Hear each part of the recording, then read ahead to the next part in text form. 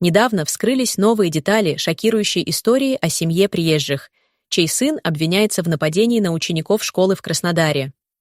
Кроме этого, пострадавшие дети предложили свою версию событий, которая кардинально отличается от той, что изначально рассказал нападавший.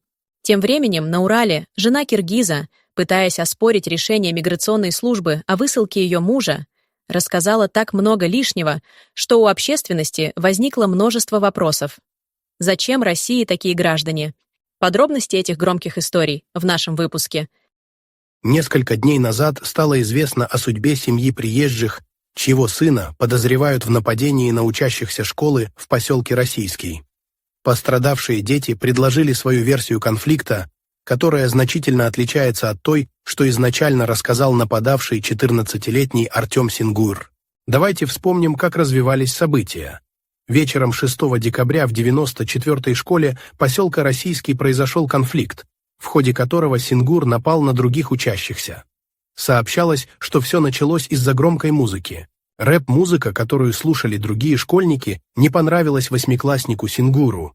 Он потребовал выключить ее, но его замечание было проигнорировано. Как сообщалось, именно этот факт и спровоцировал вспышку агрессии у подростка.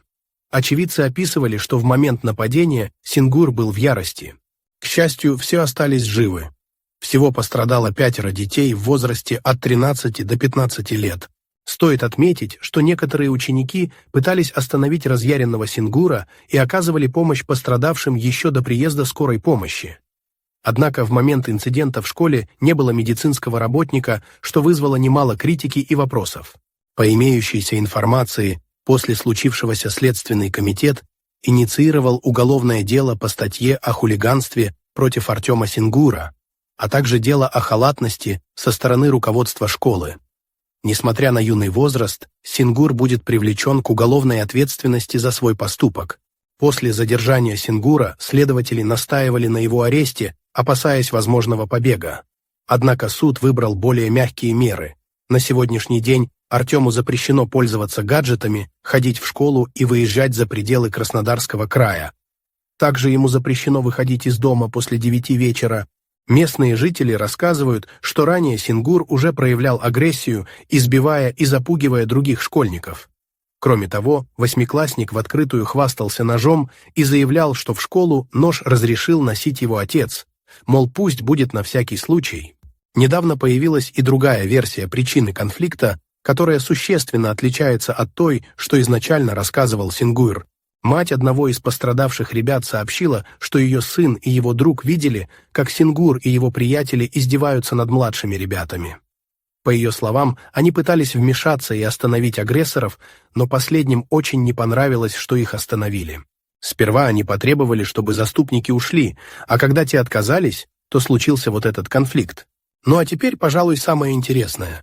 Недавно стало известно, что родителями проблемного подростка, который совершил нападение в школе, оказались граждане Армении. Но самое интересное заключается в том, что они находятся в России нелегально. В связи с этим их ждет принудительная депортация. Сначала они заплатят символический штраф в 2000 рублей, а затем будут помещены в Центр временного содержания, откуда отправятся на родину. Такова официальная позиция властей. По словам эксперта Ахмедовой, если подобный поступок совершит ребенок граждан России, то его родители будут нести лишь административную ответственность. Но если то же самое сделает ребенок приезжих, то ситуация меняется. Во-первых, родители также несут административную ответственность, а во-вторых, это открывает путь к выдворению всей семьи. Безусловно, такой подход кажется довольно строгим, но, как показывают опросы, его поддерживает подавляющее большинство россиян. Ахмедова подчеркивает, что ситуация уже накипела, и приезжие должны жить по законам страны, в которой они являются гостями, уважая ее традиции и порядки. Что касается конкретной семьи Сингур, то здесь возникает ряд вопросов. Как так получилось, что семья находилась в России на протяжении многих лет нелегально, но при этом смогла устроить своего сына в русскую школу? Это действительно трудно понять. Если бы не произошедший инцидент, семья, вероятно, продолжала бы жить, как ни в чем не бывало, пользуясь всеми благами страны, на которые у них не было никакого права. Речь идет о пособиях, бесплатной медицине и других привилегиях.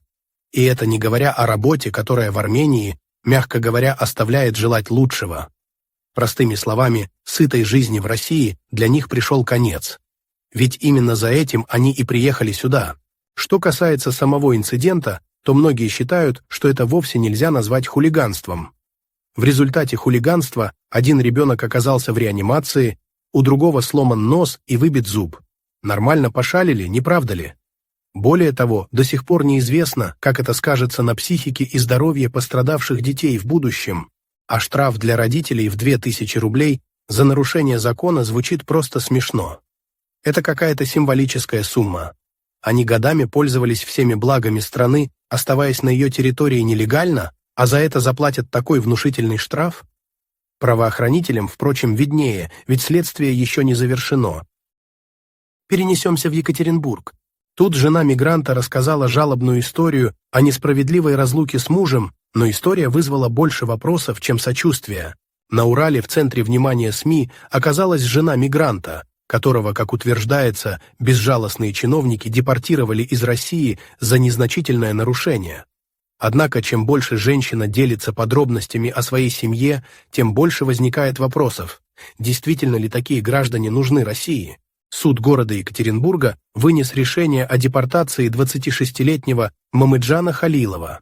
Теперь он живет в Киргизии, а его жена, Агима, не оставляет попыток отменить запрет на въезд мужа в страну. Она утверждает, что в России у них есть семья, 3 детей, ипотека на квартиру и кредит на машину. Агима активно использует эмоциональный подход, чтобы вызвать сочувствие. Она родила 3-го ребенка, когда муж уже находился в Киргизии. Сама она является гражданкой России, как и ее родители, а дети также имеют российское гражданство. По ее словам, семью разлучили из-за формального повода. Мамыджан не сдал вовремя дактилоскопию. Агима рассказывает, что во время беременности она страдала от сильного токсикоза, и все заботы о детях легли на плечи мужа. Он работал по ночам, чтобы обеспечить семью, и у него просто не было времени заниматься бюрократическими формальностями. Он пришел в полицию с действующей пропиской и медицинской картой, но без отпечатков пальцев. Сотрудники сообщили, что 30-дневный срок для сдачи дактилоскопии истек, и ему придется заплатить штраф, прежде чем сдать отпечатки. Он обратился в суд, но в этот момент ему уже вынесли решение о депортации, рассказывает Агима, пытаясь объяснить, как так получилось, что мужа отправили на родину. Халилова утверждает, что чиновники были непреклонны.